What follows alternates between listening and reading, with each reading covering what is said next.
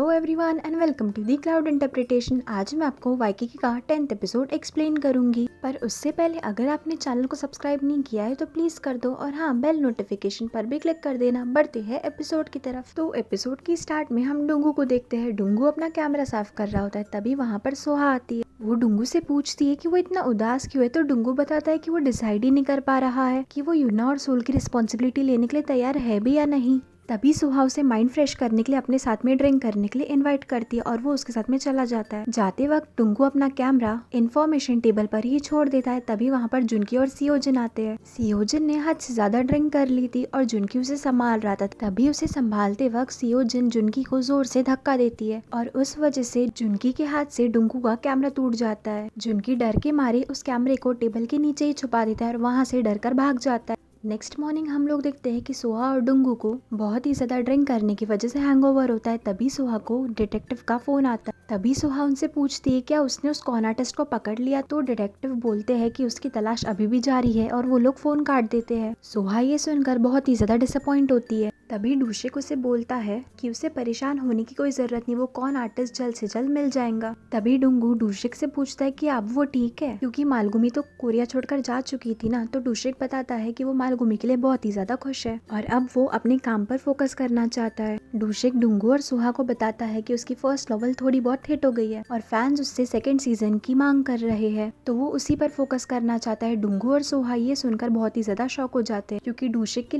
लिखी हुई नॉवल बहुत ही ज्यादा क्रैप होती है। नेक्स्ट सीन में हम लोग देखते हैं कि यूना सोल को खाना खिला रही होती। तभी वहाँ पर डुंगू और सोहा आते हैं ब्रेकफास्ट करने के लिए। तभी यूना बोलती है कि सियोजिन और जुनकी भी सुबह से नहीं दिख रहे, लगता उन लोगों ने भी रात में बहुत ही ज्यादा ड्रिंक कर लिया था। तभी सोहा बोलती है कि उन दोनों को एक दूसरे से अलग करना बहुत ही ज्यादा मुश्किल है और वो लोग बाद में एक दूसरे को लाइक भी करने लगेंगे। तभी डुंगू सोहा को डांटता है और बोलता है कि वो ऐसी बेकार की बातें ना करे, क्योंकि जुनकी सियोजिन के लिए एक परफेक्ट लड़का नहीं है। तभी यूना डुंगू से पूछती है कि क्यों, जुनकी में क्या खराबी है। तो डुंगू बताता है कि उसे जुनकी के सारी सीक्रेट पता है और वो उसकी बहन से शादी नहीं कर सकती, क्योंकि डुंगू उसकी रग रग से वाकिफ है। तभी वहाँ पर जुनकी और सियोजिन आते हैं। उन दोनों को भी बहुत ही ज्यादा हैंगओवर हुआ होता है। तभी डुंगू उन दोनों को बोलता है कि वो लोगों को साथ में ड्रिंक करने की क्या जरूरत थी। तभी सियोजिन डुंगू को बताती है कि उसे कल रात का ज्यादा कुछ याद नहीं है और वो दोनों ही सोचने लगते हैं कि उन लोगों ने कल रात क्या किया। तभी सियोजिन को उनकी किस के बारे में याद आता है और जुनकी को ये याद आता है कि उसने डुंगू का कैमरा तोड़ दिया था।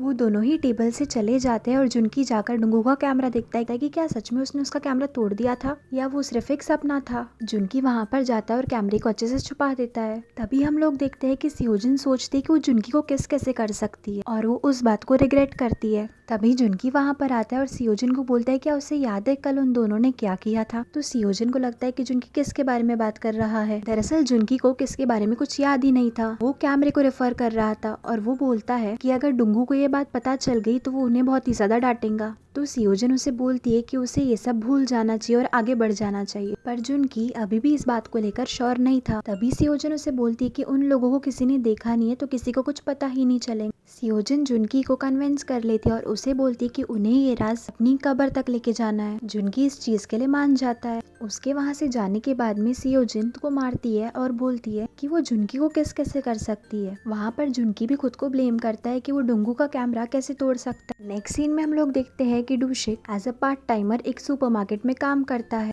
वो वहाँ पर अपनी नॉवल लिख रहा था। तभी वहाँ पर एज अ कस्टमर एक थाई बोलने वाला इंसान आता है। उसके वहाँ से जाने के बाद में डूशिक के दिमाग की बत्ती जलती और डूशिक को याद आता है कि सोहा का एक्स बॉयफ्रेंड भी थाई लैंग्वेज में ही बात करता था और वो सोहा को कॉल करता है। सोहा आंधी की तरह घर से भागती हुई निकलती है। तभी यूना डुंगू को बोलती है कि उसे क्लासेस के लिए निकलना है, क्या वो सोल की देखभाल कर सकता है। तो डुंगू हाँ बोलता है और यूना वहाँ से चली जाती। डुंगू इन्फॉर्मेशन टेबल चेक करता है, तभी उसे उसका टूटा हुआ कैमरा दिखता है। डुंगू शॉक हो जाता है कि उसके कैमरे की ये हालत किसने करी। तभी वहाँ पर जुनकी आता है और वो उससे पूछता है क्या उसने उसका कैमरा तोड़ा। जुनकी मना कर देता है। तभी वहाँ पर सियोजिन आती है। डुंगू गुस्से में उससे पूछता है क्या उसने उसका कैमरा तोड़ा। तो सियोजिन बोलती है उसने उसका कैमरा देखा भी नहीं है। जुनकी ये देखकर बहुत ही ज्यादा शॉक हो जाता है कि सियोजिन इतनी सफाई से झूठ कैसे बोल सकती है। तभी डुंगू गुस्से में डूशिक को कॉल करता है और वो उससे पूछता है क्या उसने उसका कैमरा तोड़ा। डूशिक मना करता है तो डुंगू उसे फोन रखने के लिए बोलता है और डुंगू खुद से बोलता है कि अगर उसे एक बार वो इंसान मिल जाए जिसने उसका कैमरा तोड़ा है तो वो उसे 2 हिस्सों में तोड़ के रख देगा और रोने लगता है। डुंगू अपने कैमरे को जोड़ने की कोशिश करता है, पर वो जब वो नहीं जोड़ता है तो वो और जोर जोर से रोने लगता है। जुनकी वहाँ से अजीब तरीके से वॉक करके चला जाता है।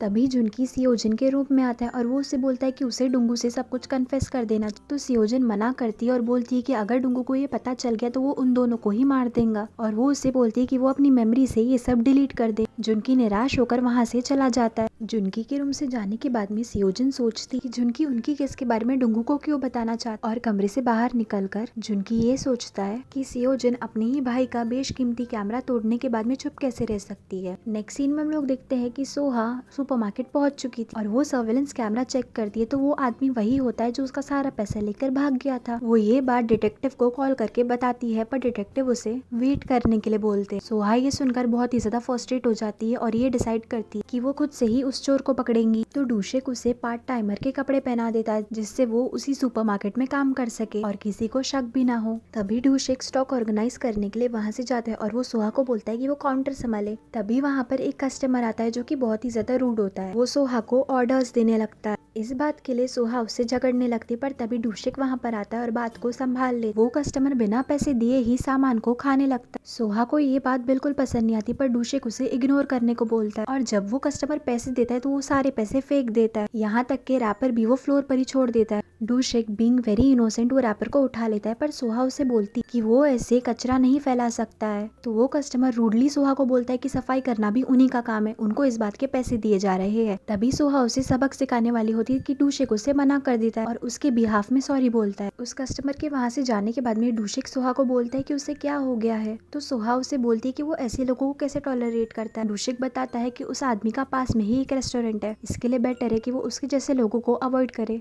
नेक्स्ट सीन में हम लोग देखते हैं यूना फिर से उस स्टार पेस्ट्री शेफ से मिल वो उसे बता वो अपनी क्लासेस पे ज्यादा कंसंट्रेट नहीं कर पा रही है, बाकी सब लोग उससे बहुत ही ज्यादा अच्छा कर रहे हैं। तभी वो स्टार शेफ उसे अपनी बेकरी में लेकर जाता है। वो उसे अपने प्राइवेट किचन में भी लेकर जाता है जहाँ पर वो प्रैक्टिस करता होता है हमेशा। वो यूना को बताता है कि ये उसका वर्क प्लेस है और वो यहाँ पर डोनट बनाने की प्रैक्टिस कर सकती। यूना ये सुनकर बहुत ही ज्यादा खुश होती क्योंकि वो स्टार शेफ उसकी हेल्प कर रहा होता है। सीन में हम लोग देखते हैं कि जुनकी कैमरे की प्राइस चेक करता है तो वो कैमरा 9 लाख का होता है इन इंडियन रुपीस। तभी जुनकी सोचता है कि कैमरा इतना महंगा कैसे हो सकता है। तभी वहाँ पर डुंगू आता है। डुंगू का चेहरा लटका हुआ होता है। तभी जुनकी डुंगू से पूछता है कि वो कहाँ गया था, तो डुंगू उसे बताता है कि वो अपना कैमरा रिपेयर करवाने गया था, पर रिपेयर शॉप वाले ने बताया कि उसका कैमरा अब रिपेयर नहीं हो सकता और अब उसे ये फेंक देना चाहिए।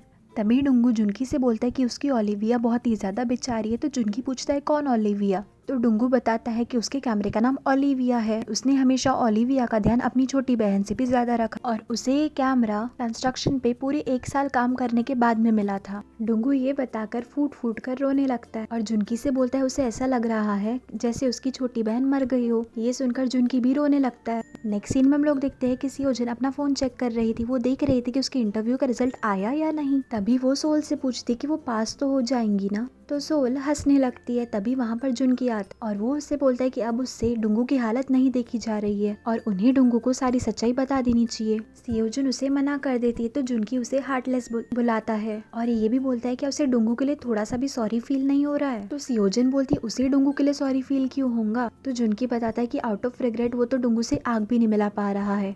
तभी सियोजन उसे बोलती है उन लोगों ने ये जानबूझकर नहीं किया है, वो सिर्फ एक गलती थी, और जुनकी वहाँ से चला जाता है। नेक्स्ट सीन में हम लोग देखते हैं कि डूशेक अपनी नॉवल लिख रहा होता है और सोहा उसे देखकर खूब हंसती है क्योंकि वो नॉनसेंस लिख रहा होता है। तभी डूशेक उसे डांटता है और बोलता है कि जल्दी से जाकर चेंज कर ले क्योंकि अभी उसका वर्किंग आवर्स खत्म हो चुका है। तभी उसे उसी कस्टमर का वापस से फोन आता है और वो डूशेक को फिर से ऑर्डर देता है वो उसे होम डिलीवरी दे। डूशेक को ना चाहते हुए भी उसकी बात माननी पड़ती है और वो वहाँ पर जाता है सोहा के साथ में। डूशेक उससे इस बार भी बहुत ही पोलाइटली बात करता है पर वो फिर से पैसे फेंक देता है, वो भी इस बार फ्लोर पर। डूशेक बिना कुछ बोले वो पैसे उठाता है। सोहा को ये सब देखकर बहुत ही ज्यादा गुस्सा आता है। तभी सोहा डूशेक को बोलती कि उसे इसी रेस्टोरेंट में डिनर करना है और ये उसकी ट्रीट होंगी। तभी वो लोग वहाँ पर खाने बैठ जाते हैं। तभी सोहा उस कस्टमर से जो कि उस रेस्टोरेंट का ओनर था उससे वैसे ही बात करती है जैसे उसने डूशेक से करी थी। यही नहीं वो वहाँ पर कचरा भी फैलाती है। तो वो ओनर उसे बोलता है कि वो यहाँ पर कचरा नहीं फैला सकती है। तो सोहा उसे बोलती है कि क्लीनिंग चार्जेस तो इंक्लूडेड होते हैं ना।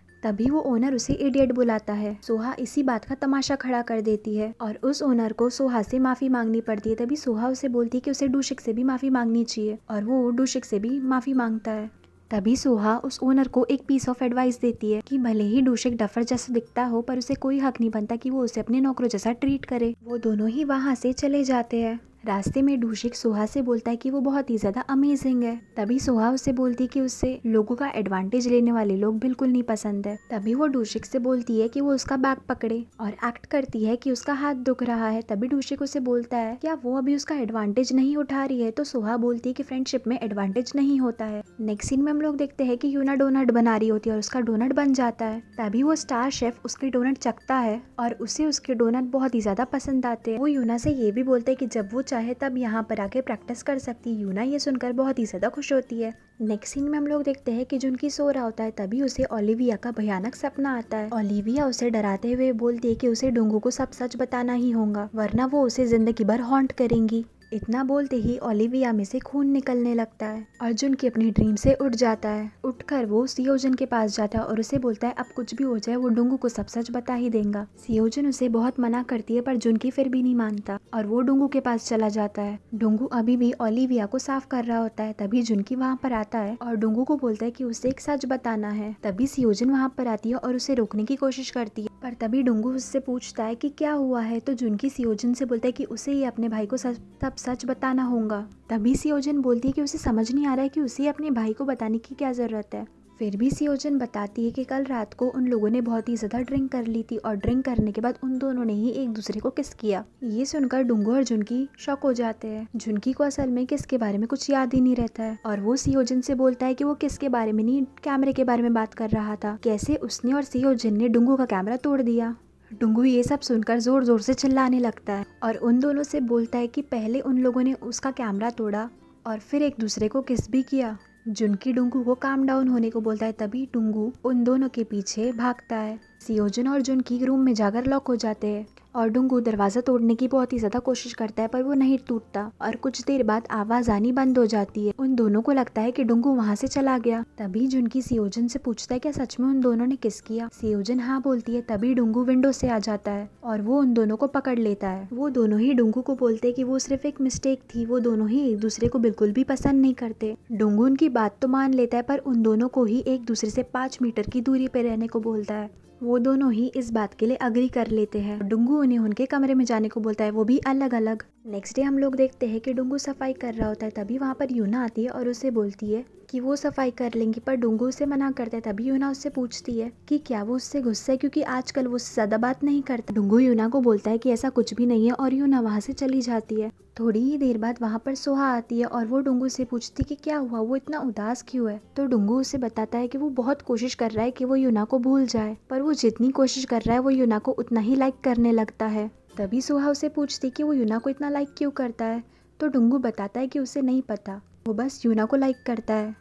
अगली सीन में हम लोग देखते हैं कि डुंगू बाहर जाता है। तभी उसे एक मूवी डायरेक्टर मिलता है। दरअसल डुंगू उस डायरेक्टर के साथ में पहले ही काम कर चुका होता है। वो डायरेक्ट प्रोडक्शन हाउस में काम ऑफर करता है पर डुंगू बोलता है कि वो इस बारे में सोच कर बताएगा। घर पर हम लोग देखते हैं कि सियोजन अपना रिजल्ट चेक कर रही होती है। तभी वहाँ पर डुंगू आता है। वो उसे डायरेक्टर के ऑफर के बारे में बताता है तो सियोजन उसे मना कर देती है और ये बोलती है कि वो लोग उसे ज्यादा पैसे नहीं देंगे। डुंगू इस बात को लेकर बहुत ही ज्यादा परेशान होता है। तभी सियोजन को फोन आता है और उसे पता चलता है कि उसका सिलेक्शन हो गया और उसे कल ही से ज्वाइन करना है। ये बात सुनकर सभी लोग बहुत ही ज्यादा खुश होते हैं। तभी जुनकी वहाँ पर आता है और पूछता है कि क्या हुआ। तो उसे भी पता चलता है कि सियोजन को जॉब मिल गई है। तभी जुनकी वहाँ पर आता है और पूछता है कि क्या हुआ। तो उसे पता चलता है कि सियोजन को जॉब मिल गई है। वो खुशी में सियोजन को हक करने जाता है पर डुंगू उसे रोक देता है और जुनकी उसे 5 मीटर दूर रह करके ही विश करता है। नेक्स्ट डे हम लोग देखते हैं कि सियोजन अपने काम पर जाती है। तभी उसे एक बहुत ही मुश्किल असाइनमेंट ऑफर होता है कि उसे एक मास्क सिंगर का आइडेंटिटी रिवील करनी होती है। सियोजन वहाँ पर जाती तो वह पर उसे सिक्योरिटी गार्ड अंदर जाने ही नहीं देता है। वो उन लोगों को बताती भी है कि वो एक रिपोर्टर है पर फिर भी उन लोगों पे कुछ फर्क नहीं पड़ता।